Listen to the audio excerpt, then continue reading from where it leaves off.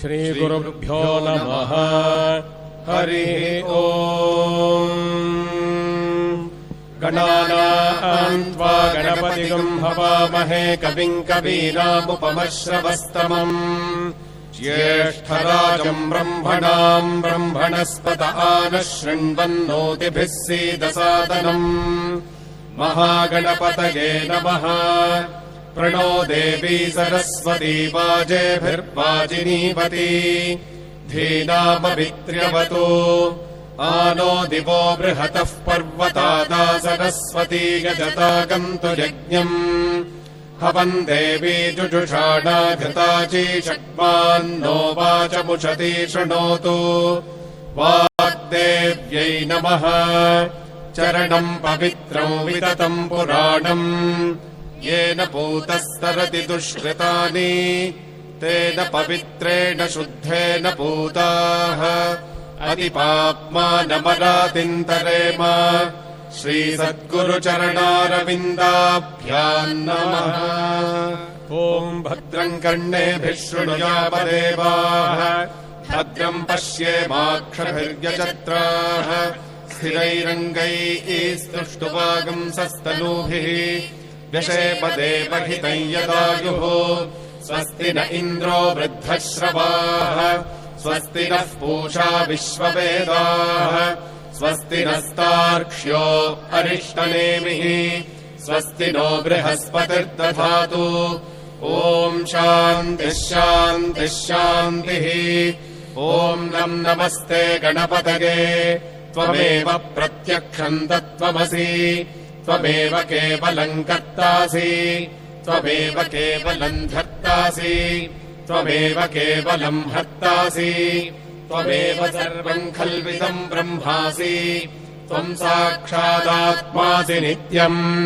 ऋतम् वच्मि सत्यम् वच्मि अवत्वम् माम् अववक्तारम् अवश्रोतारम् अवदातारम् अवधातारम् अवानोचानमवशिष्यम् अवपश्चात्तात् अवपुरस्तात् अवोत्तरात्तात् अवदक्षिणात्तात् अवचोर्ध्वात्तात् अवाधरात्तात्।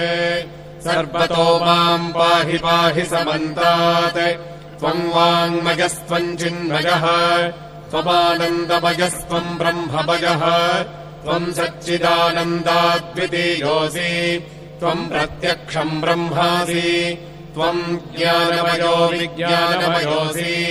सर्वम् जगदिदम् त्वत्तो जायते सर्वम् जगदिदम् त्वत्तस्तिष्ठति सर्वम् जगदिदम् त्वयि लयमेष्यति सर्वम् जगदिदम् त्वयि प्रत्येति। त्वम् भूमिरापो नलो निलो नभः पञ्चत्वारि वा आत्पदानि त्वम् गुणत्रयातीतः त्वम् अवस्थात्रयातीतः त्वम् देहत्रयातीतः त्वम् कालत्रयातीतः त्वम् मूलाधारे स्थितोऽसि नित्यम् त्वम् शक्तित्रयात्मकः त्वाम् योगिनो ध्यायन्ति नित्यम्। त्वम् ब्रह्मा त्वम् विष्णुस्त्वम् रुद्रस्त्वमिन्द्रस्त्वमग्निस्त्वम् वायुस्त्वम् सूर्यस्त्वम् चन्द्रमास्त्वम् ब्रह्मभूर्भुवस्वरो।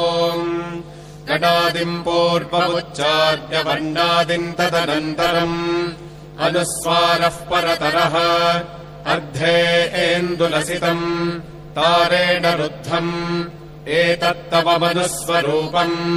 गकारः पूर्वरूपम् अकारो मध्यमरूपम् अनुस्वारश्चान्त्यरूपम् बिन्दुरुत्तररूपम्। नादः सन्धानम् सगम्हिता सन्धिः सैषा गाणेश विद्या गणकऋषिः निजद्गायत्री छन्दः श्रीमहागणपतिर्देवता। ॐ गङ्गणपतये नमः। एकदन्ताय विद्महे वक्रतुण्डाय धीमहि तन्नो दन्ती प्रचोदयात्।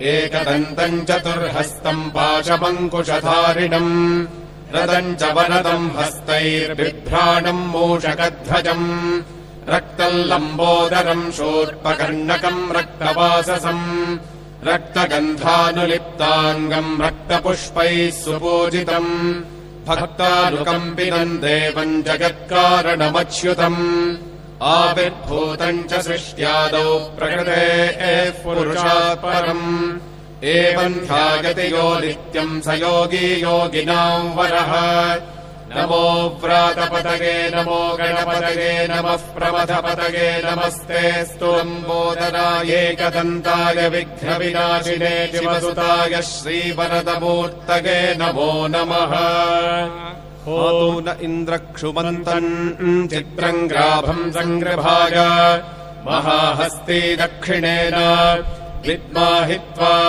तु विकूर्मिन् तु विदेष्णम् तु विमघम् तु विमात्रमवोभिः न हित्वा अशूरदेवानमर्ता असोदिच्छन्तम् भीमन्नगाम् वारयन्ते एतोऽन्विन्द्रम् स्तवामेषानौ वस्वस्वराजम् न राधसामर्धिषन्नः प्रस्तो ओषदुपगासि शच्छ्रवत्सामगीयमानम् अभिराधसा जुगुरते आनो भरदक्षिणेनाभिसव्येन प्रमृशा इन्द्रमानो वसोर्निर्भागे उपक्रमस्वाभरधृष्टो जनानाम् अदा आशूष्टरस्य वेदाः इन्द्रय उनुते अस्ति वाचो विप्रेभिः सरित्वः अस्माभिः सुतम् सदुहि